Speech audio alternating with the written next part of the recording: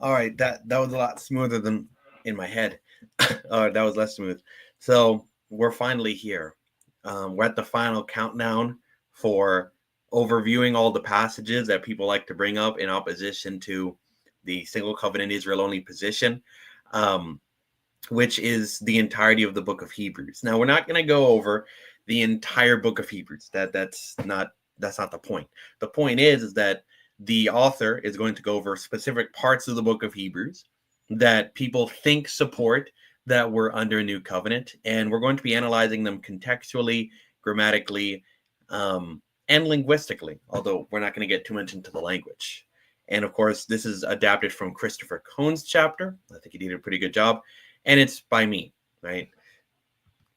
So we've already gone through the Lord's Supper, right? It's been cooked. We realize that's not what it's talking about. It's not saying we're partaking of the new covenant. It's saying that we look forward to the installment of the new covenant for Israel when he comes back. We went over Romans 11. We show that that's not even talking about salvation or the new covenant mostly. That's just talking about participation in mediatorial blessings. And then we went over even 2 Corinthians 3:6. We realized it's not talking about we're ministers of a new covenant in that we're ministering the new covenant, but we're ministers of a new covenant like ministry. It's a metaphor. It's not talking about the content, right? That's a short. If you want to go into it in depth, we have presentations on that as well. Now, this is going to be the last presentation in our short section, which is 4 presentations, going over the new covenant passages in the New Testament. While the other 3 covered simple verses, this one covers an entire book. However, we only need to go over chapters 7 to 10 and probably chapter 12 briefly, although I don't think that'll add much. We'll demonstrate why Hebrews does not teach under the new covenant in any way. In fact, it doesn't not only Hebrews doesn't demonstrate we're in the new covenant, and in fact, it demonstrates we're not under the new covenant, right? It actually helps toward our position.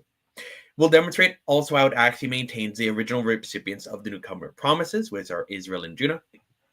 And then, of course, all credit goes to the original authors and the general editor, which is Christopher Cohn as well. Right? All right. Epic sweater. Thank you for that. So, why the book of Hebrews? Right? What's so important about it? It's because the new covenant actually enjoys more prominence in this book than any other book in the New Testament. There are actually 6 direct and indirect references to it in other places, which is the Synoptic Gospels, Romans 11, 1 Corinthians 11, and 2 Corinthians 3:6. We've gone over all of these, by the way. 3 of which are from Paul. 1 is a quotation from the 3 and other firms. It's a future. However, Hebrews contains around 10. Get that, 10 direct references to the new covenant and an exclusive quote of Jeremiah 31. This is specifically in Hebrews 7, Hebrews 8, 6 to 12, Hebrews 9, 15, Hebrews 10, 9, which we're going to get into that, Hebrews 10, 16 to 17, Hebrews 12, 24, and Hebrews 13, 20. Because of its quotations, many suspect that this means the church must relate to the new covenant in some way. And dispensationalists usually have a pretty hard time figuring out whether you're multi-user, whether you're a participant, right? Whether you take a fulfillment in part view. Everyone has some way that they try to accommodate those promises for the church. However, is this what the author is really trying to communicate to us? And so what we're going to ask here is what we've been asking through our entire series is, for what saith the scriptures? Romans 4:3. Now, there are some contextual considerations. The point of the book is that the author wants to convince his readers of the superiority of Christ. Now, specifically with the exhortations, he wants them to pay attention, consider him and don't grow weary, to beware, to fear, to be diligent to enter the rest, to consider one another to love and good works, to not forsake the gathering of ourselves, to lay aside every weight of sin, etc., etc., right? All of these exhortations in the book. Now, in chapters 1 to 6, we have no less than 11 exhortations, and there's a brief interlude against apostasy and a lack of growing in maturity in 5:12 to 6:20. But in chapters 10 to 13, we have no less than 27 exhortations.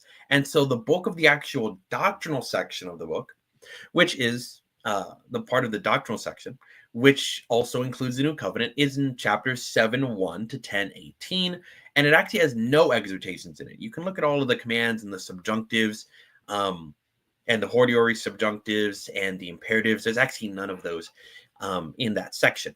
But even after that long section, Hebrews 10:19 to 22 says that we enter in by a new and living way. Now, I will say, if that new and living way is the new covenant, then the matter is settled. We are a direct participant of the new covenant. But if it's not the new covenant, then what is the new way? All right, makes sense. And how does it relate to the new covenant? Because it does relate to the new covenant in some way, but not in the way you're thinking. So there's a few things to consider, right? The point of the book is to argue that Christ is superior to everything before him, right? Specifically, the comparisons are Christ versus the angels, right? In Hebrews chapter 1 and 2.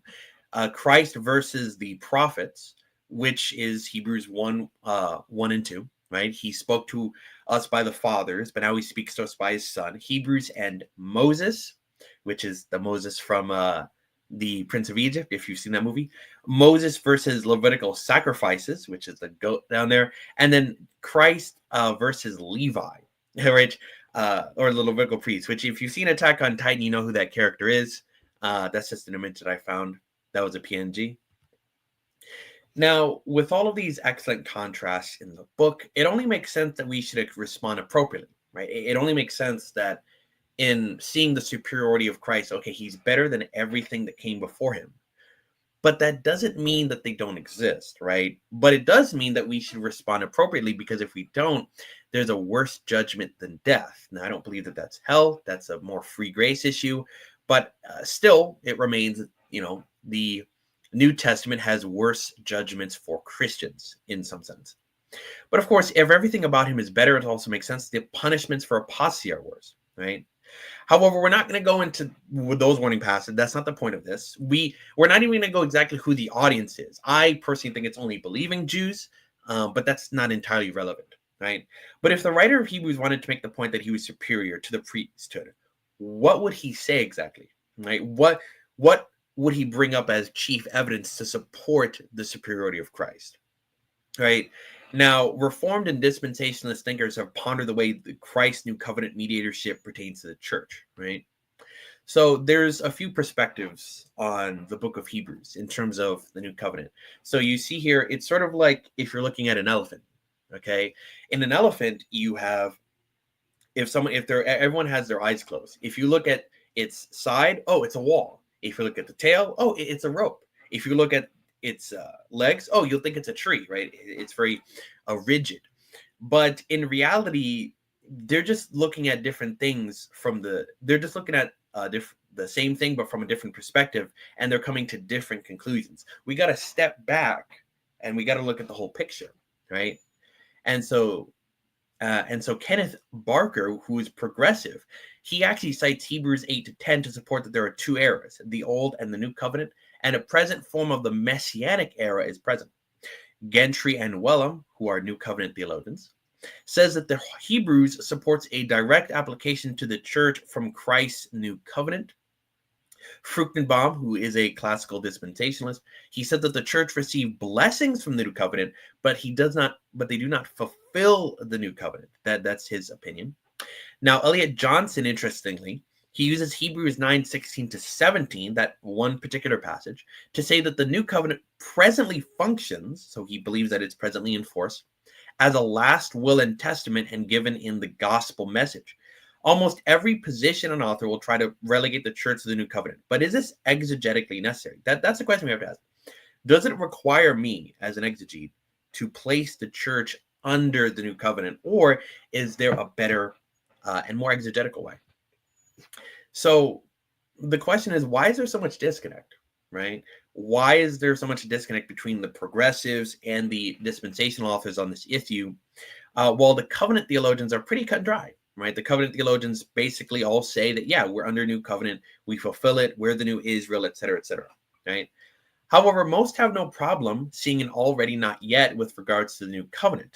And we've already seen before in our presentations how that doesn't really work.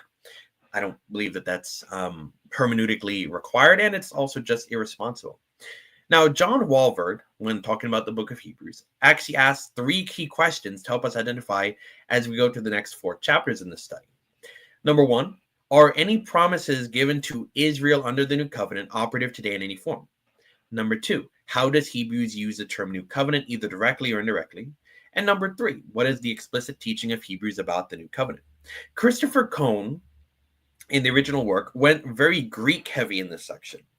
But I'm gonna personally spare you some of my bad pronunciations and the Greek lesson for the most part. I don't think that it's relevant. But again, you can look at the Greek for yourself in that book. So starting off, Hebrews 7:11 to 28, which is really the bulk of this section. The author builds off of a point previously established in Hebrews 5:10, that he is a priest forever after the order of Melchizedek. But Hebrews 7:12 asserts that because of this, there's also a necessity, a change in the law. But it should be noted that this does not mean a shift in the law. It's only departing from one law to another law. The law still exists, but there's now a new law in place, right? Christ became a priest after the order of an everlasting life, not by the power of any law. Why? Because the law made nothing perfect, including the very priests that it organized. Therefore, there's the introduction of a better hope by which we draw near to God. Now, Rodney Decker, who's progressive, believes that this better hope is the better covenant that Jesus is a surety of in verse 22. But there's a few assumptions here, right? And exegetical problems. For one, the assumption is that the better hope is the better covenant, right? But again, as we've said before, if that's the case, then we are directly benefiting from the covenant. If not, then we have to identify it as something else. But the text doesn't even indicate that. It doesn't even make that point, right? Hebrews 7:22 is a side point about his better covenant, even if they're mentioned closely together. And there's also like a bunch of other things mentioned as better in the book of Hebrews, right? There's better things, better hope, better covenant, better promises, a better sprinkled blood than that of Abel, a better position in heaven, a better country that we look forward to, a better resurrection, and something better provided for us, right? So if we actually continue on, Kostenberger, who does not take the Israel-only view, but he also sees the better hope and better covenant as parallel expressions, but he actually concedes that conclusion, right? Because he says that the point of the book of Hebrews is to emphasize the better quality of every element between the old system and the new. And he concludes that because Christ is superior to the old system in every way, nothing less will do than complete obedience and faithful allegiance in both belief and practice to the one who is the new and better way. So he even concedes in his own book, just a few pages later, that Christ is the better way. Christ is the better hope that comes in. And it's not just about one system over another. It's about the superiority of Christ over everything. And specifically, 719 and 725 are actually semantically parallel. In terms of the drawing near, which the present indicative is the same moving forward present participle, which means that our conclusion is clear. The better hope through which we draw near is Jesus Christ, not the covenant he mediates, which you can see from this picture on the side that everything points back to him being better. Now, there's even more support for this view because David MacLeod, in the literary structure of the book of Hebrews, observes an important aspect of the adversative participle in the book. If we observe these contrasts that Hebrews lays out, it'll be easier to see that Christ is that better hope, right? We have in 1:7, angels are to minister. 1:8, Jesus is to rule. In 3:5, Moses is a faithful servant, but Jesus is a son, right? The sons of Levi are contrasted with Melchizedek. Mortal men receive tithes, but Melchizedek received a tithe. There's a setting aside of the weak commandment, and there's the establishing of a better hope. Without hope, they became priests, but Jesus became a priest. Priests died, but Jesus lives forever. And therefore, at the conclusion of the matter, Jesus can save completely those who draw near to God through him. And so in every instance leading up to 725, it always refers to the superior person, not the superior covenant or the superior, non-person, I guess you could say, the superior regular noun. So, and then the second assumption is that the law being annulled means that it's replaced. And so a better hope is introduced, right? Don't get me wrong, but it hasn't replaced the old commandment. The law still had a purpose. According to Hebrews 10:1, it's to serve as a shadow of good things to come. But the better hope has another purpose, and it's to bring us near to God, experientially, in my personal view. I don't believe that's about positional salvation. Now, if we want to argue that there's a new law in force, we also have to say all aspects of the law are introduced. You can't just pick and choose which parts of the law you want introduced for the church, which parts you want to leave for Israel, right? It comes as a package deal. And so this would actually make the church fulfill the new covenant, not just an indirect recipient of it, like Elliot Johnson likes to say. And so, therefore, we should not too closely associate the Melchizedekian priesthood with the new covenant, in my opinion, right? Jesus Christ is the eternal high priest, right, after the order of Melchizedek. But we already noted that doesn't mean that he rules now on David's throne, right? He doesn't rule over his messianic kingdom, even though he is a king priest, right? Now, when answering Walworth's question about Hebrews 7, well, are any promises given to Israel under the new covenant today operative? No, but the mediator is identified as the means by which we draw near to God. How does Hebrews use the term new covenant, either directly or indirectly? Jesus is the guarantee of a better covenant, but the attention is on Christ rather than the covenant. And number 3, what is the explicit teaching of Hebrews about the new covenant? The new covenant is evidence of Jesus' superiority in that he is able to save completely all those who draw near to God through him. That's all you can get from Hebrews chapter 7. So in Hebrews chapter 8, this is where things get actually very interesting. The rest of the chapter forms a cohesive section on how and why Jesus is a better high priest. That's the point of it. Hebrews 8:1 and 2 form the main point, not only of the previous section, but I would even argue the entire book, right? Which is that he ministers in heaven in a true unshakable tabernacle. There's actually a lot of theological significance with the idea that it's a tabernacle, not a temple, but that's not entirely relevant for our discussion here. The author gives 3 reasons why Christ's priesthood is superior. Number 1, he's attained a better ministry. Number 2, he's a better covenant mediator. And number 3, that covenant is established on better promises.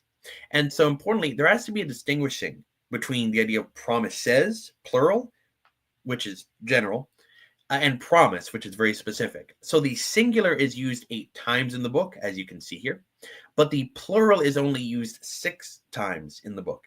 And so the better promises in view are just a reiteration of the Jeremiah 31 New Covenant, which is verses 8 to 12, which is just a direct quotation. However, different commentators and theologians understand the idea of established a new covenant in diverse ways, and it's kind of a pivot point in this specific chapter. So Roy Beecham, who's Israel only, he sees this as given but not in force from Hebrews 7:11, which uses the same word in the singular for the law, which means that, again, the law was given, but it wasn't in force until the covenant was oathed. Elliot Johnson sees a distinction between ratified and inaugurated. So he sees it as the covenant is ratified, but it's not inaugurated yet. And so it's presently functioning, but not presently fulfilled. That's how he sees it. Rodney Decker just straight up uses the word enacted and enforced. So personally, I can agree that the term itself doesn't tell you anything about whether it's a past fulfillment or present fulfillment. And so I would even say that everything has been in place for the covenant to be cut with Israel, right? You have the high priestly ministry, you have the blood for the forgiveness of sins, the Jesus Christ mediator from heaven, right? All of the things are in place for the covenant to happen. So we could say that it's been established, but that doesn't mean that the blessings are in place. The blessings are very specific and for a very specific purpose. A covenant cannot have its blessings enjoined without being fulfilled. There's actually no reason you can make that distinction. Unless there's serious exegetical reason to consider that, right? A lot of dispensations like to say that. I don't think that that's true at all. And so in terms of the Jeremiah 31 quotation, it's important to note that just because there's a second covenant, that doesn't mean there's a replacement of the old covenant, right? When Hebrews quotes the new covenant, it doesn't expand on the recipients. It doesn't create a different distinction of types of blessings, right? Or anything like that. And according to our friend, Mr. Incredible here, he says math is math. Well, I say Israel is Israel, right? The church is not in view in that passage. In fact, when speaking of the old covenant, the writer is actually very careful to say that it hasn't disappeared, but it's ready to disappear. And it wasn't made old the moment Christ died, it was made old the moment it was announced like 600 years before. And so it still was not replaced by the time the writer had written the letter. And presumably that's the case today. I don't believe that it ended in the destruction of Jerusalem. There's no reason to assume that. The destruction of the temple and divine discipline does not somehow end the old covenant, right? Israel was constantly divinely disciplined and their covenant still stayed intact. And so then we have Walvoord's questions in this chapter. Number one, are any promises given to Israel under the new covenant operative today? No, all the original recipients of timing is left intact. How does Hebrews use the term new covenant, either directly or indirectly? The term is used both directly and indirectly, and in each case, the antecedent is obvious. New and old, first and second. And then number three, what is the explicit teaching of Hebrews about the new covenant? There is no new teaching about the Hebrews and the new covenant. It's cited as a contrast to the old in order to reinforce that Jesus Christ is better in every way. The covenant has legitimately been paid for and ratified, but there's nothing that expands or fulfills the promises of the new covenant. And so, just as a recap over here, because some people might get confused, the idea is that going from Hebrews 7 to 8, which is halfway through, we're just seeing that Hebrews is using it as a way to extol the superiority of Christ. And that's particularly relevant to his readership who were considering going back to sacrifices. But he's saying, no, look, because number one, Christ is better than the sacrifices. Number two, he's a better priest. And number three, because if you do, you'll face a worse judgment, right? If you abandon Christ. So I think that that's the whole point of the book. The whole point of the book is not even to talk about the covenant. It's a side point, really, in the whole discussion. So Hebrews 9, 1 to 28. So Hebrews 9, 1 begins with the hook word going back to the previous chapter, which provides more support for Jesus' superiority and why his mediatorship is better. So the limitations of the old are pretty apparent in the first part of the chapter. The priests had to continually enter in for sacrifices, which is the sacrifices you see in the background there. That's a sheep. I believe it's a lamb. The high priest had to enter in year by year into the holiest, but it could not solve their sin problem. And the old covenant was inherently temporal, and it would prefigure the new order. However, the Holy Spirit signified that there would be a way into the holiest that would be eventually revealed. However, Jesus, on the other hand, is a high priest of good things to come. Now, according to the author's view, and according to my view as well, these good things have not yet come, right? According to Hebrews 10:1, when it talks about it in the future aspect, these good things are yet to come, right? However, the emphasis is not on the good things, but on the person who brings in those good things, right? And so he entered in once into the tabernacle and obtained eternal redemption. But what is the eternal redemption here? So if you've ever played the game Red Dead Redemption, which I have, it's actually pretty good. You'll know that Arthur Morgan rides on a horse into the sunset to kill some to unalive some cowboys, right? And that's his redemption. But who's the redemption for in Hebrews chapter 9? So most Christians think that the idea of eternal redemption has to do with personal salvation. Now, is it possible? Yeah, it's possible that might be the case. But I would argue, and as well as the author, that it's actually something different here. See, David Allen proposes that the language of Luke 1 and the accomplished redemption for his people is the same redemption spoken of here. In fact, Luke and Hebrews tend to use a lot of the same language. And in fact, this further reinforces that the future hope and new covenant is for Israel, not a present fulfillment. And so therefore, when Christ died, he obtained eternal redemption, which is the eternal salvation for the Israelites in the future, right? He's done everything to do that. But that eternal redemption is not necessarily for Christians, right? Because that's national redemption. Yes, there is redemption through his blood in other places, but that is for personal salvation, right? And so even more comments on Jesus' blood. Hebrews 9 is a very blood-heavy chapter. Jesus' blood, which cleanses the conscience from dead works, is in contrast to the blood of the old covenant, which cleanses the flesh for purification. The point is, once again, that the person is better because their blood is better. And so therefore, because of this, he's the mediator of a new covenant. Why? For the redemption of transgressions committed under the first covenant. See, he gives you very specific scope of what he's accomplishing here. He's accomplishing not the sin of all ages in this particular chapter, but the sins committed in the nation of Israel and for her national forgiveness, right? Again, the focus in this verse is on the sins committed under the first covenant. And so the consequence of his death is that those called would receive an eternal inheritance. Now, what's interesting is that in 2:11, the infinitive is used of Christ sanctifying and calling believers his brethren. In Hebrews 5:4, the calling is to his priesthood. But in 11:8, it's interesting. Abraham was called to obey and to go to a land for an inheritance. In 11:18, Isaac's descendants would be called. In Hebrews 6:12-17, we're exhorted to be imitators of those who were called and inherited the promises. The internal inheritance, at least in my view, as well as the authors, is probably a promise of reward based on their faithful obedience. However, the distinction in 11:39 between the Old Testament believers and the New Testament believers in the church is still maintained. You still have us versus them, right? Not in terms of verses, but in terms of a distinction there, right? And so there's actually two groups, not one merged group. And so in Hebrews 9:11-15, 9:1-15, it's followed by puzzling statements about how a covenant is, question, in force after one has died, right? However, all we know is that the covenant is in force after death, but there's no indication of who or what must die. And so he kind of lists the verses 18-22, and he cites law as a principle for the shedding as necessary to validate the Mosaic covenant. Now, we already went over this in our section on the Lord's Supper. The idea is that, yes, the blood is can be necessary for some covenants. It can be a special ceremonial thing, but the actual covenant is in force after an oath, right? And I believe that's what's going on in the new covenant as well. Now, Robert Anderson and Elliot Johnson try to make the distinction by the KJV use of the word covenant and testament. But Rodney Decker, and I would agree with him here, he actually calls this extremely highly improbable because this is a random switch up for the author, right? There's no indication at all that they're distinct from verse 15 to verse 16.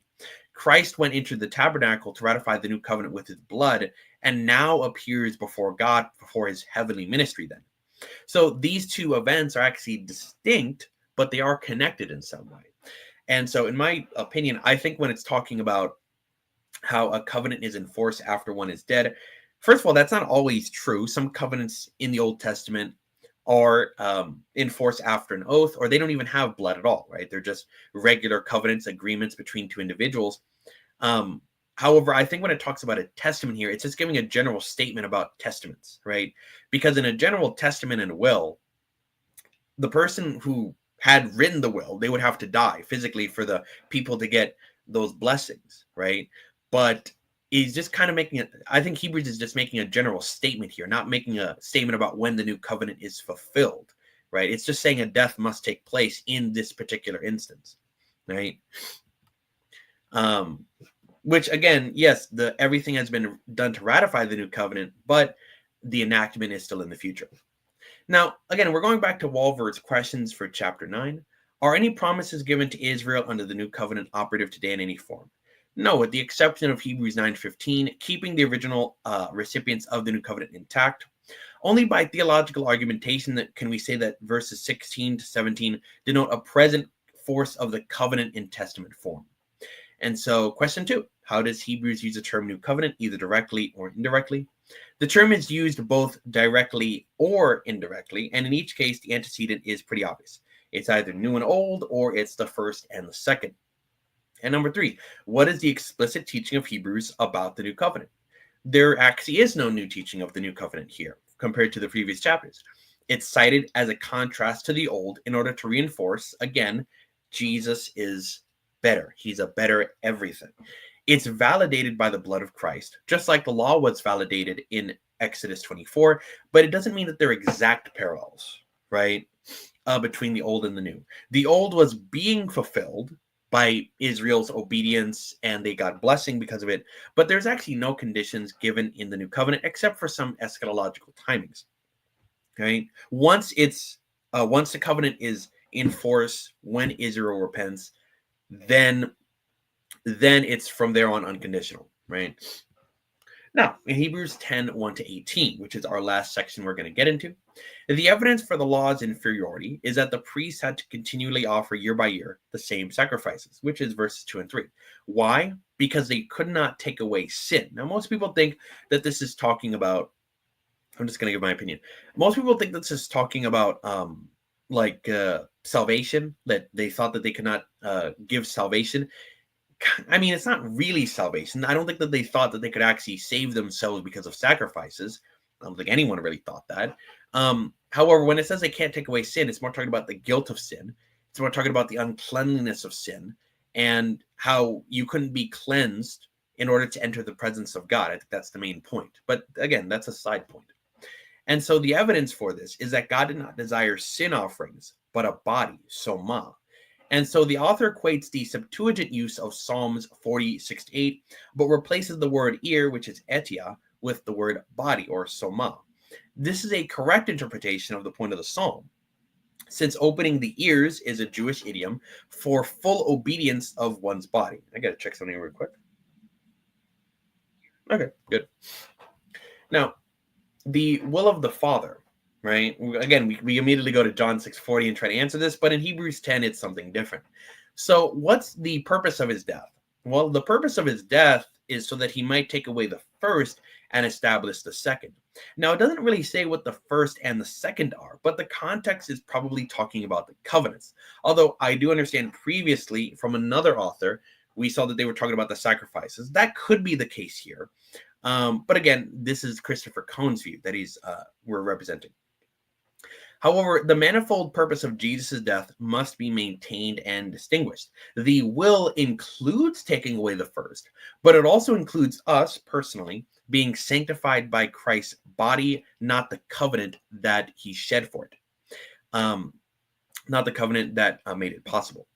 Right? If there was any place for the author to say we are sanctified by the new covenant, it would be here in this passage, but he doesn't. Right? Nowhere does he ever say in the book of Hebrews that we are sanctified by the covenant. We're sanctified by the blood of the covenant. Right? So again, important distinction there. The recipients of the covenant, which is they and them in verses 16-17, which goes back to chapter 8, is distinct from the us, right? So it witnesses to us. It's a good comparison of what's happening in the church, but like 2 Corinthians 3, but it doesn't denote fulfillment by the church, right? And in fact, Jesus's future Davidic ministry as a king, which is the same as New Covenant timing, according to Romans chapter 11, is also emphasized, right? It says from Psalms 110 that sit thou at my right hand until I make your enemies your footstool, right? Again, a future fulfillment. Again, everything has been set in place for the covenant to be cut with Israel and Judah, and so there's no more offering necessary, not only for the forgiveness of our sins, but also for the forgiveness of her sins, right? And so again, the point of this is showing that there's a distinction between us and them.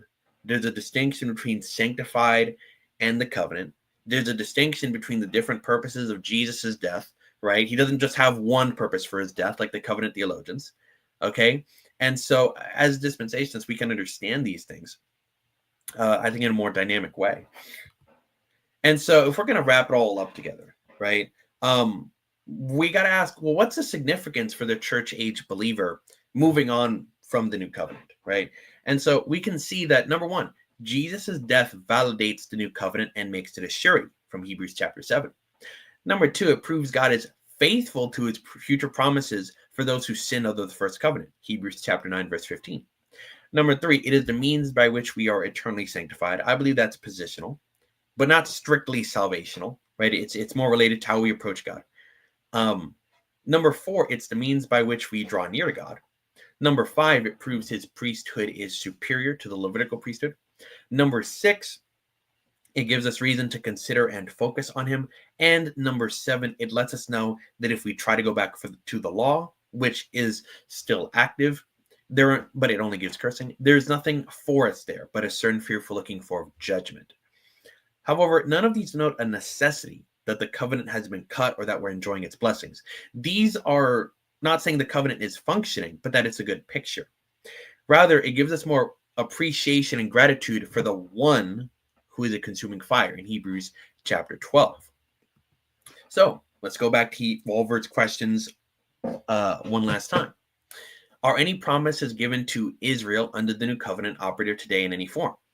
I would say no. There are no mentions of promises, but there is reference to the one who promised in Hebrews 10:23. The promises are not yet received, but they will be received in his timing and for his glory, according to Hebrews 11:39-40. How does Hebrews use the term new covenant, either directly or indirectly? The term is used both directly and indirectly. It's mentioned directly in 10:16, quoting Jeremiah 31, and it's only mentioned indirectly in 10:9, as we already saw. Now, in this chapter, what is the explicit teaching of Hebrews about the new covenant? Well, first, it's exhibit A of evidence for the superiority of Christ, right? If you had a court case and your thesis was Christ is better, he's a better priest than everything else that came before him. Well, what's your first point of evidence? You would plop down, look, he's a new covenant mediator. It's a better covenant on better promises, better than the old, right? According to Jeremiah 31. That doesn't mean that it's fulfilled. It means that it's good evidence. And so it's the reason that we should have confidence in him. And so it's the way that God fulfills his promises to Abraham, Isaac, and Jacob for the land grant. And finally, it gives us reason to be grateful and to focus on him and him alone, not the law of Moses. Now, for our concluding thoughts here, right? Even our concluding thoughts for our entire short part of this series, our concluding thoughts for all of the questions we've been answering. I'm not actually going to reiterate everything we've been saying, but I'm going to quote the scripture from Hebrews chapter 12:18-24. It says, "For you have not come unto the mount that might be touched, and that burned with fire, nor into blackness and darkness and tempest, and the sound of a trumpet and the voice of words, which voice they that heard entreated that the words should not be spoken unto them any more, for they could not endure that which was commanded.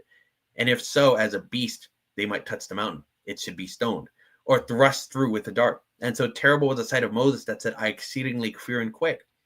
But you have come to Mount Zion, unto the city of the living God, the heavenly Jerusalem, and to an innumerable company of angels, to the general assembly and church of the firstborn, whose names are written in heaven, and to God the judge of all, and to the spirits of just men made perfect, and to Jesus, the mediator of the new covenant, and to the blood of sprinkling that speaks better things than that of Abel." We haven't come to the new covenant. We've come to him. Now, the only thing I have to ask is, any questions? There's probably none because, again, I am excellent at explaining this stuff. Okay. Quad is already in the chat. All right. And God the Son, Jesus Christ saves. Doki's over there. They're probably not here anymore because that was a mid presentation, of course. But honestly, just going back over some stuff that I didn't really get to go over. Okay. What's interesting is that I was looking up. I was looking at Hebrews chapter 10, and I was like, wait, but if you go back to the original quotation, right, it doesn't use the same word for it doesn't use the word body, right? Now, yeah, an ear is part of a body, but I don't think that's the point. I think the point really that Hebrews is making is that, look, when David said this, yes, he was talking about himself, but in a grander sense, it can be applied to Christ, right? Because Christ is the one that obeyed the Father's will. He came into the world to do the law, and he ratified the new covenant by his blood. He sanctified us by his blood, etc. Right? It was good, just super dense. Yeah, don't worry. We're gonna go over some stuff. I'm gonna do a little bit of just going over some stuff we didn't get to go over. It was very dense because we're covering 4 chapters in like a 40-minute time span, so it makes sense. But that was something interesting I actually realized when I reread the Psalm and Hebrews 10. He was just basically saying, look, when he wrote this, it can be applied to Christ, right? And of course, that's symbolic for one's body. I don't think that he was saying that now he reinterprets it. In fact, I don't think that any New Testament author reinterprets any of the Psalms to mean something different. I think they use application for the most part, um, unless it's like directly predictive, right? And yeah, and then the covenant versus testament thing. This one was confusing. I will say I don't think the point of Hebrews in Hebrews 9, 16 to 17, I don't think that's trying to argue that the covenant is enforced. I think it's making a comparison with how testaments, which is a will, are usually enforced after one dies, right? But again, not all covenants in the Bible are based on blood. Most aren't, right? There's actually very few that are based on blood. David didn't have one based on blood. Right, there's a covenant we saw right, that Israel broke with another nation that wasn't based on blood, right? And so it depends on the context. I think you make a comparison with how a will works with how covenants generally work, like the one in the Old Testament. And so I don't think it's making a theological point about the new covenant, though. Not too satisfied with the general statement with the about will versus testament. Probably going to read more about Sin of the Great question people about their covenantal beliefs. That you addressed it. Yeah. Yeah. I think basically because the actual passage just says, "For a covenant is in force, or a testament is in force." The word is diathekes. A covenant is in force after one is dead, but for it, it's not in force while the testator lives, right? But the testator living, again, in this context, it would be Moses, right? But Moses didn't really die, right? Moses, after he sprinkled the blood on the altar and sprinkled the blood on the people, that's when it was enforced, not after he died. So again, I think it's just making a comparison language, not giving a strict theological point. And even then, the Mosaic covenant and the Old and the New covenant are not exactly the same, right? The Mosaic covenant is progressively fulfilled throughout history, according to Deuteronomy 28 to 30, whereas the New covenant, it comes in force at a specific point in time. So there's that. Same thing with the Abrahamic covenant. Abrahamic covenant is progressively fulfilled in Israel's history as they're blessed, and also through the church. But ultimately, it culminates in the Messianic kingdom, right? So there's that. Now, the idea of being called. I used to think that was talking about Christians. It can include Christians, but I think that really it's talking about the fulfillment of the promises to Abraham, Isaac, and Jacob, which is the land, right? Those who are called are probably more focusing on Old Testament saints, but there's Hebrews 3:1 says that we received a heavenly calling. You can receive an inheritance in the Messianic kingdom by your obedience. That's not salvation. That's just like it's a reward, right? That's the idea. And that's part of the reason why Jesus died. Jesus died to bring in the Messianic kingdom, right? And so that's a part of the reason why he died. That's part of the reason why the new covenant is in place. But again, I think the focus here on Hebrews 9:15 is the Old Testament saints like Abraham, Isaac, and Jacob that were called, right? Dr. Dean says it best: if this is the kingdom, I must be, I must be in the hood. Oh, I'm not just in the hood. I must be in. I'm not even in the ghetto. I'm probably in the slums, man. That sucks. Redemption for who?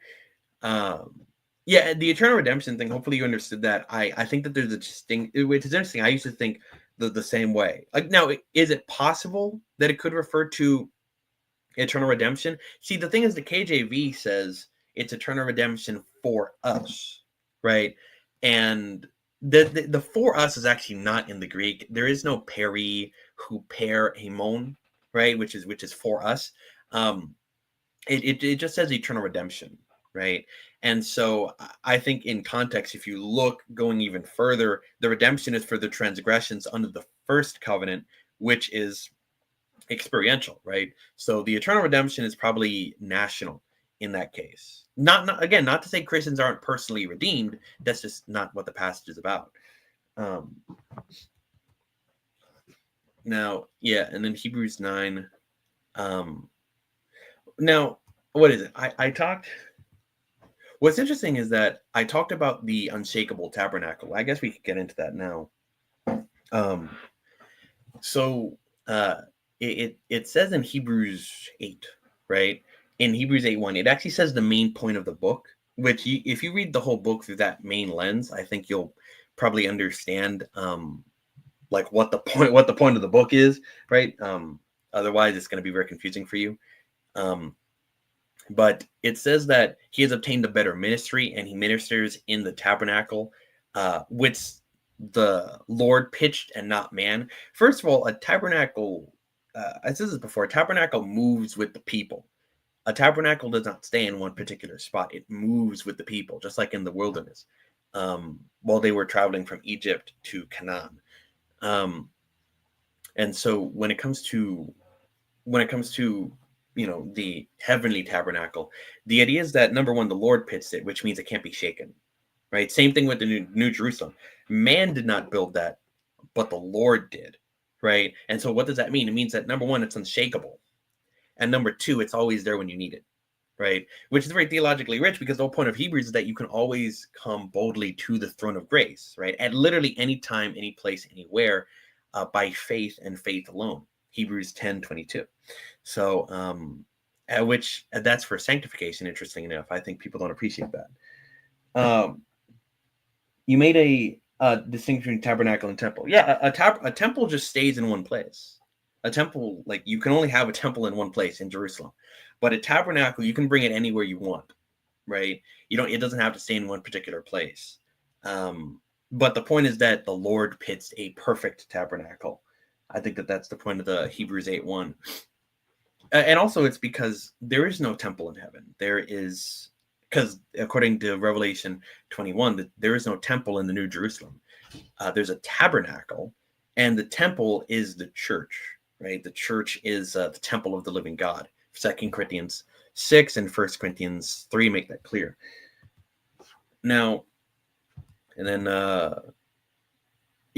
now my thing is that about the, Jesus being the better hope. I hope that one was clear, because I think that people sort of miss that, right? People miss the idea. Yeah, the point is not like, even you've seen this picture, right? He's the better guarantee. He's the better blood. He has better promises, and he's also, if you look to the left a little bit, he's the better hope. That's really what's brought in. It's through him, not through the covenant. And even Charles agreed with me on that point. I wish he could agree with me on more points, but it's fine. So yeah, now, and then Rodney Decker wants to say that it's the better covenant. I don't know how you could make that argument, though. I think that's a stretch. All it says is that he's the surety of a better covenant, that you can't derive any more than that, and than that, hey, there's going to be a covenant in the future, and he guaranteed that it's going to happen. That's all it's saying, right?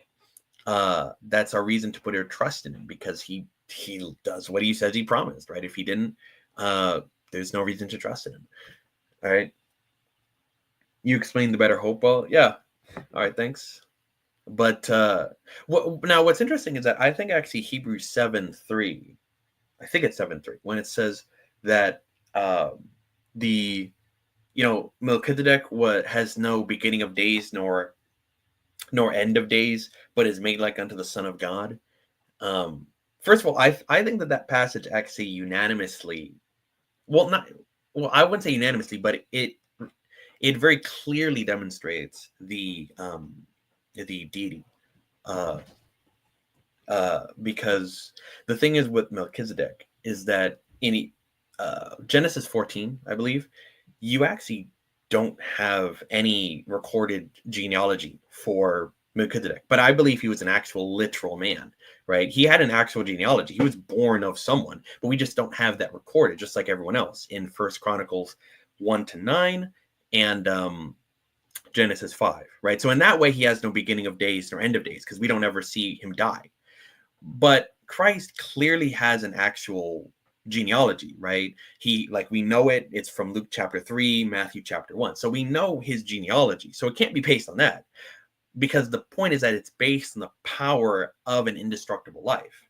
And so again, that means that Jesus in his divinity has no beginning of days nor end of days, which again, that's just what God is, right?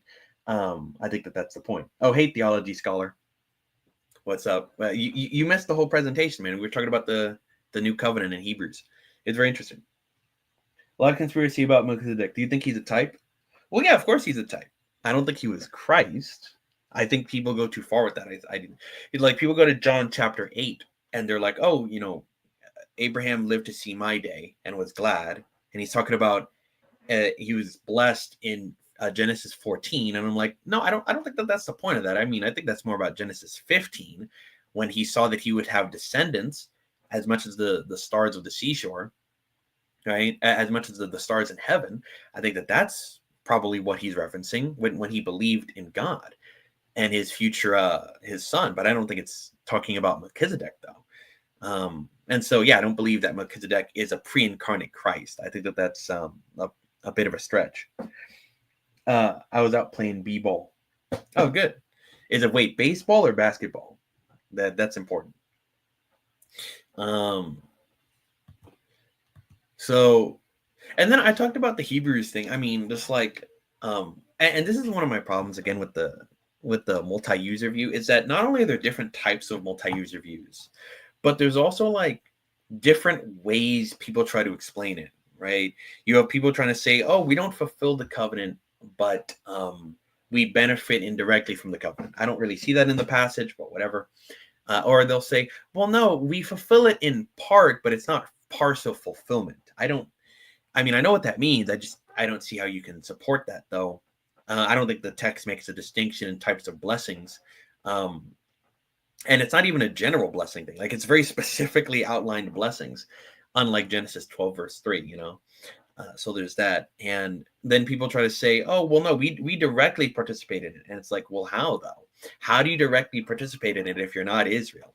And wouldn't that mean that you just fulfill the covenant, like covenant theology? So I don't know. There's a lot of ways people try to accommodate for that view. Yeah, I mean, and it's also just weird, like which aspects are beneficial for you? Like, is it forgiveness of sins? Because the forgiveness of sins in that passage is national, right? The people are already saved by that point in the tribulation. So, so are they going to get saved again when Jesus comes back? I think that's a stretch. And then they'll say, no, it's about the Holy Spirit. And it's like, well, if the Holy Spirit was given through the new covenant to the church, then why isn't it mentioned even in John 14 to 16, right? Where Christ talks about giving the Holy Spirit to the church. Why doesn't Paul bring it up in Titus 3 when he talks about regeneration, or in the entire book of Titus, right? I mean, there's a reason these things are left out. I think it's because the Bible wants to, doesn't want to associate the giving of the Holy Spirit with the new covenant directly. At least in the church. So yeah, I mean, it's just there's a lot of different ways people try to get around it. I mean, I understand why people do it, but yeah. With Hebrews 9:15, why would the author even mention inheritance blessing? Could it not be used to say the blessings we experience are from the new covenant and not from the Abrahamic covenant? Why would the author even mention inheritance blessings? Because that's the way that Christ fulfills, right? So when Christ died, in order to ratify the new covenant is what allows the Abrahamic covenant land promise to be fulfilled, right? It's how the Israelites come into the land and obey. And so it's relevant to that. Inheritance is all about the kingdom. Yeah, and so that's where all the covenants are fulfilled. Could it not be used with 16 to 17 say the blessings we experience are from the new covenant? No, because no blessings from the new covenant are transferred to the church. You can't really also separate them either. That would be artificial, and that would just be something that you pick and choose at your own will. So, and then also, I think I didn't go into the warning passages, so it would be fine to go into it here. I don't think any of the warning passages are about eternal damnation, though. I think people try to say, oh, the judgment without mercy, being burned in Hebrews 6, drifting away in Hebrews 2, not being part of his house in Hebrews 3, not being a partaker with Christ in Hebrews 3, failing to enter his rest. There's a lot of warnings. But I don't think any of them are about hell. I think most of them are about rewards, being part of his metachoi in the kingdom, which you see in Hebrews 1, verse 9. That's when he's coronated for the Messianic kingdom, when he takes his throne. And as well, it's just about chastisements. Now, I think specifically that's in relation probably to 70 AD, but it can apply to any believer in any age, right? It's if you apostatize, you are in danger of a extremely bad disciplinary action, right? In order to bring you back from your apostasy. I think that that's the point. So, yeah. And when people try to say that it's talking about hell, well, look, you have to prove that to me, because all I see is just like, hey, God is a consuming fire.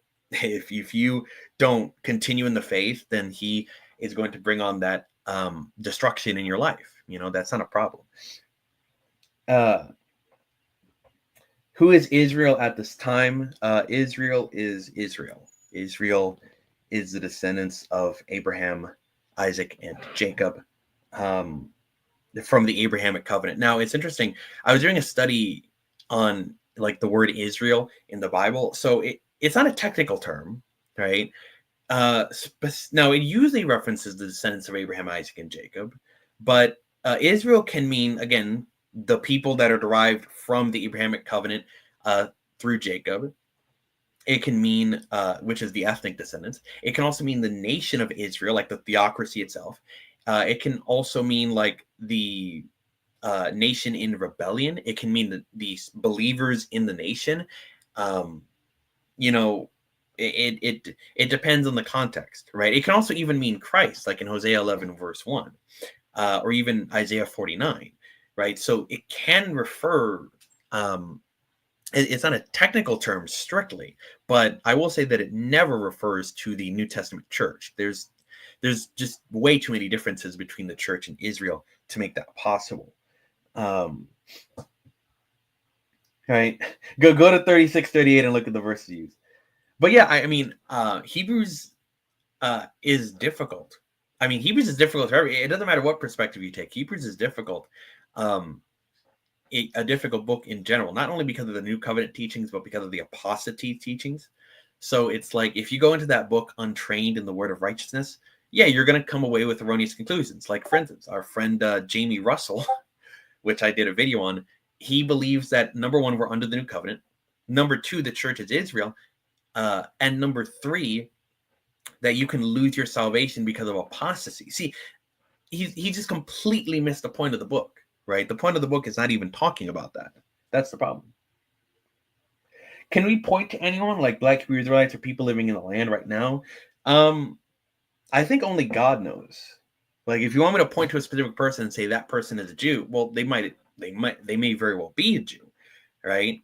It's possible even the Black Hebrew Israelites could be Jews if they actually are descended from Jacob.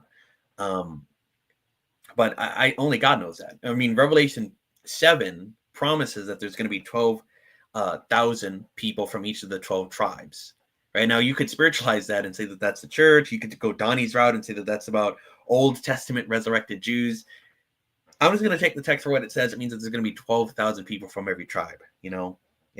So only God knows that. Only He can keep track of that. That's not my job. So I'll say that much. And so I don't know if there's any specific slide you wanted to go over, but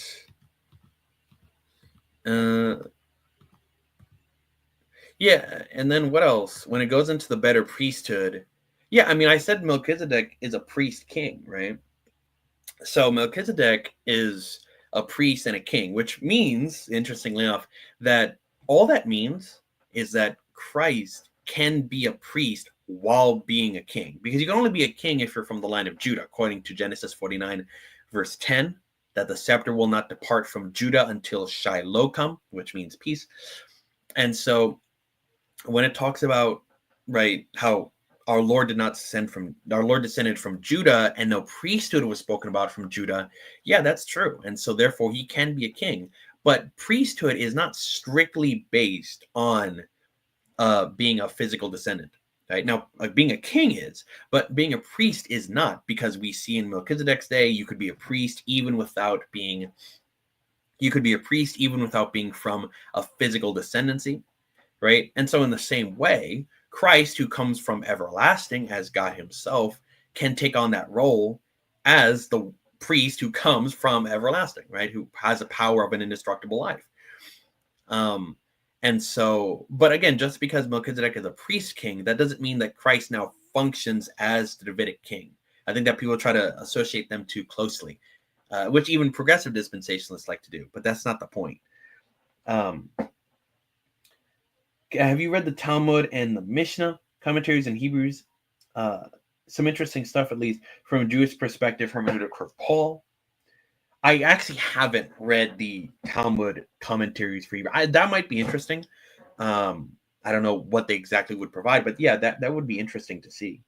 Although they're not Christian commentaries, right? They're from Jewish unbelievers, I think. And I will also say this: people get confused on my position. The law has not been replaced. Right? There's been something better introduced, the law of Christ, but it's not been.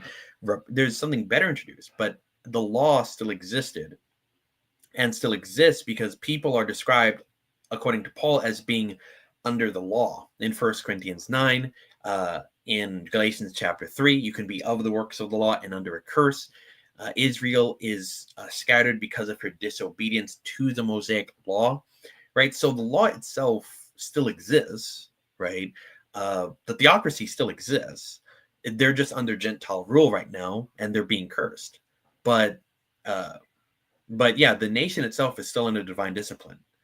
But just because that's the case, that doesn't mean that the new covenant has been brought in. You can't derive it from that passage, I would say. And I think we talked about Hebrews 8 a little bit as well. The distinction between promises and promise, etc. Right? And I made the point that in Hebrews 8:13, it actually is, helps my view, because I think that it makes a point that the new covenant has not yet come in. It's not been yet abolished, right? But it's yet to be abolished. It's yet to be disappeared. When the new covenant comes in, right? When the new covenant comes in, that's when the old covenant goes away, right? Because that you could just do that. So I think actually Hebrews 8 supports my position, but I know that some people disagree. Yeah, they're unbelievers, so you have to take it with huge grain of salt. Yeah, that's what I mean. I generally don't like to read commentaries from unbelievers. I generally don't like to read commentaries from people that are not free grace. That's my conviction on that. I could in some cases, but usually I don't. But that might be interesting just to read some, how unbelieving Jews might see the book of Hebrews. It's like, no, Jesus was not a better high priest. We still have the Levitical priests. And it's just like, well, good luck. Right? But what's interesting with the priesthood as well is that Christ does not fulfill the Levitical priesthood. He can't, right? He fundamentally can't fulfill the Levitical priesthood. He can't fulfill the Aaronic priesthood covenant in Numbers 25 as well. That can only be done by the descendants of Aaron.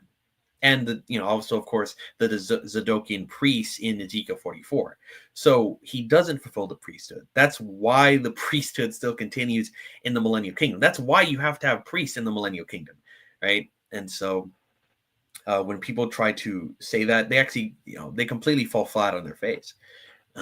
So when they try to make that statement. So yeah, it's not like that. It's just explaining terms and stuff, not a polemic.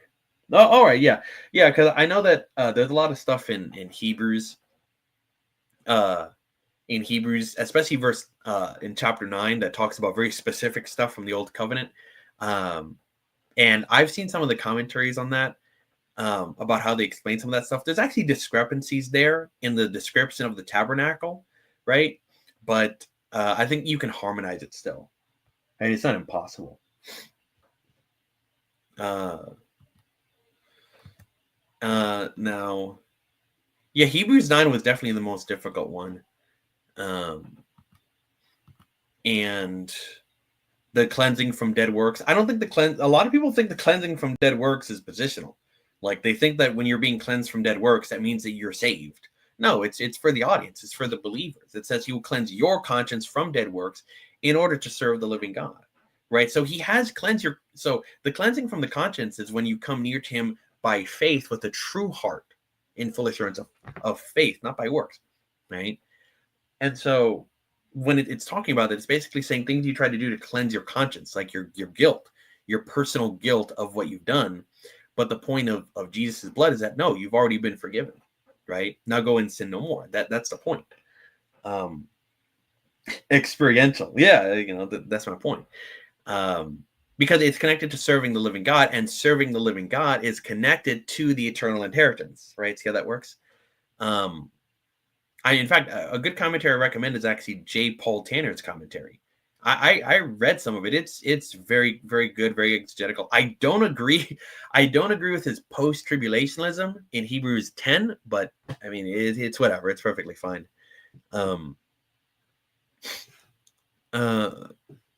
But yeah, now of course I did talk about how, Jesus' death in Hebrews 9:15, it does give redemption for all transgressions, right? Like in a general sense. But what it's focusing on here is the transgressions under the first covenant, which is the old covenant, right? Not all sins of all ages. So, people like to say, oh, well, you're dividing Jesus' blood. Well, the text itself literally tells you what the blood is for, right? In this passage. And so there are different purposes for Jesus' blood. You can't, like even in 1 John 1:9, it says that he cleanses us from all unrighteousness as we confess our sins. Now, do you have to confess your sins to be saved? No, of course not. Romans 5:9 says you're already justified by his blood, right? But in this pass, in 1 John 1:9, it says you're cleansed by his blood experientially as you confess sins, right? So again, different purposes for Christ's blood for different people. I think that's the point. With different conditions and consequences, etc. Right? And I think the rest of it was pretty well explained about the will of the Father, right? I personally don't think that actually that Christopher Cone really talked that much about the will of the Father, right? He just sort of mentioned it passively. I tried to develop it more. I don't think when it's saying that by the which will we are sanctified, it's saying we are sanctified by the covenant, right? It's saying that God's will includes our sanctification as well, right? Which sanctification, I said that it's not strictly salvific. What I mean by that is that is a New Testament blessing, right?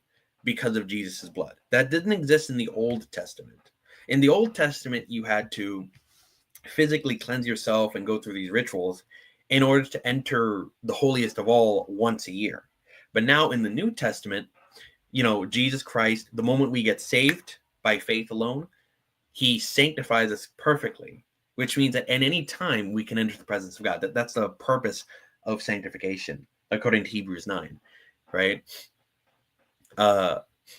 And so I would argue that, again, it's positional, but not salvific. I would say that, as well as the idea of the sanctified by his will. His will, that will includes taking away the first and establishing the second, but it also includes sanctifying us, which is why it can say that we're sanctified by the blood of the covenant, but not the covenant itself, right? When God said, "Go around in the land according to its length and width, for I will give you," was he walking around in our hearts or the Vatican? Exactly. Well, actually, there's an interesting debate recently between George Antonios and Robert Sungenis. Right? I really like that debate. I think it exposed some of the implications. In fact, Robert Sungenis even said, "Yeah, if you just read the Old Testament literally in its context, you would become a dispensationalist." Which to me, I think that's gold. I think that's a home run right there. But it's like the text literally just says, "I will give you this land for your inheritance." And I think a good point that George Antonios made is that, look, yes, he was looking around for a land, right? And he was looking for a way that God would fulfill it. And so he reasoned, okay, look, this land isn't much, which means that God is going to have to build a city, right, in this land and put the city in this land. I think that's, I personally think that that's what's going on in Hebrews chapter 11. People like to say, oh, the land is spiritual now. It's New Jerusalem. Well, no, he didn't know anything about New Jerusalem. He just recognized that, look, if I'm going to have this land, but it's not fertile right now, but I'm going to get a city out of it, well, look, God is going to have to make a land for me. I think that that's what the text is trying to imply, right? Yeah, the Anakim were spiritual giants Israel had to overcome. That to me sounds like nonsense.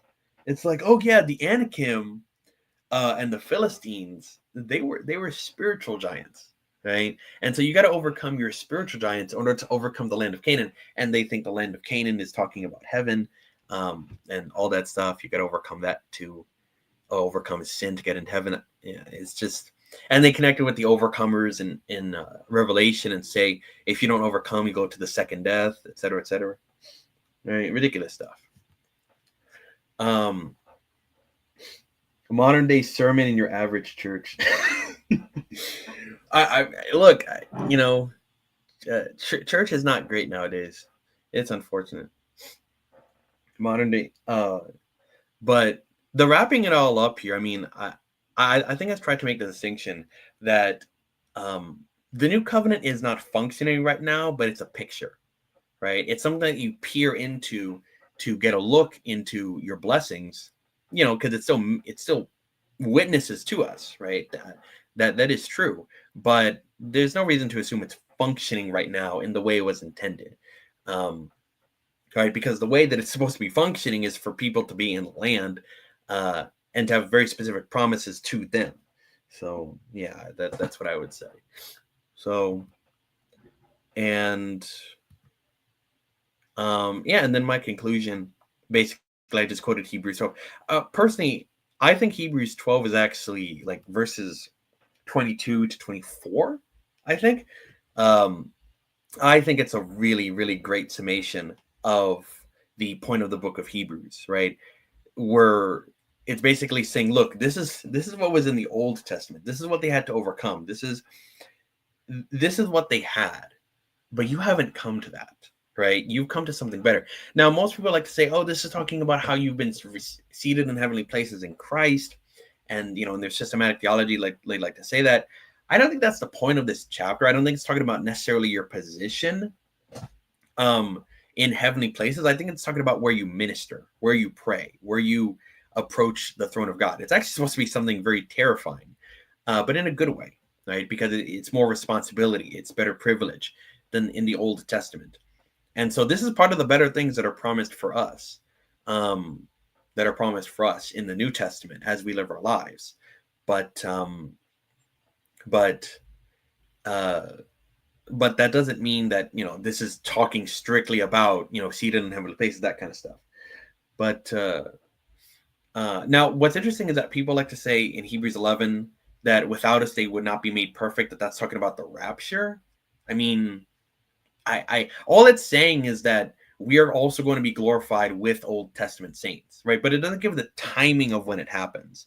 I mean, technically what's going to happen is that you have a pre-trib rapture, in my view, and then 7 years pass, and then the Old Testament saints get resurrected from the dead, right? So yeah, they're going to be made perfect with us, but we're going to be made perfect first, physically speaking, right? So that's what I would say. And there's also a lot of other problems with post-tribulation rapture. The ancient synagogue also knows of Jerusalem, but not as in Galatians 4:26 as a congregation of community of people, but rather as a city that is built in heaven.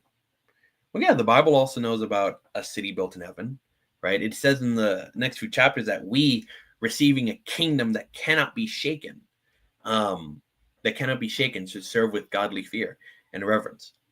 So the kingdom that cannot be shaken was built by God in heaven. And we see that same New Jerusalem in Revelation 21 and 22, where it's explicitly meant to come down from heaven. Now, I personally believe that that's also going to be in the millennial kingdom. And so what happens is that you got the New Jerusalem comes down from heaven into the earth, So you're gonna have the old Jerusalem and the New Jerusalem. And then when you have the destruction of the earth, the New Jerusalem gets taken up, and then it comes back down again. So it kind of transfers in between, right? So that's how I would see. I could be proven wrong on that, but that's how I take it right now. But I mean, good question. Like I see there's still questions I still have about the new covenant in some areas, like related to the law and the Mosaic covenant and the Abrahamic covenant and how you interpret some passages. But I think that once we've already gone over that stuff at this point, and I don't think that there's any serious objection you can give to Israel only that doesn't already have a presumption in there, right?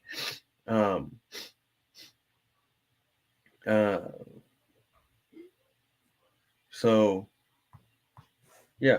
Now let me see. Because I gotta.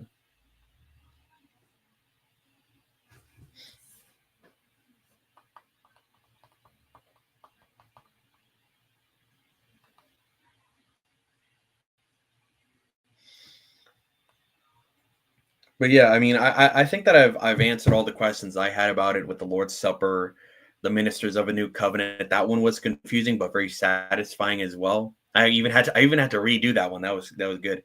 But it's like this was supposed to be the granddaddy of them all. You know, the Hebrews. Oh, everyone goes to Hebrews. And you know, Hebrews 8 and 10 especially, right? But it's like, well, you read through it, you read through the book, you go through you process it yourself. I mean, I've had to reread every chapter twice. So,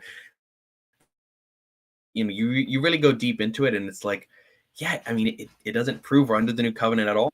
And no passage proves that. And since the Bible in the Old Testament consistently affirms it's for Israel in the future, and since Romans 11 explicitly connects it with the future salvation of Israel in verses 26 to 27, I don't have any reason to see that it's enforced today in terms of we're getting blessings directly from it.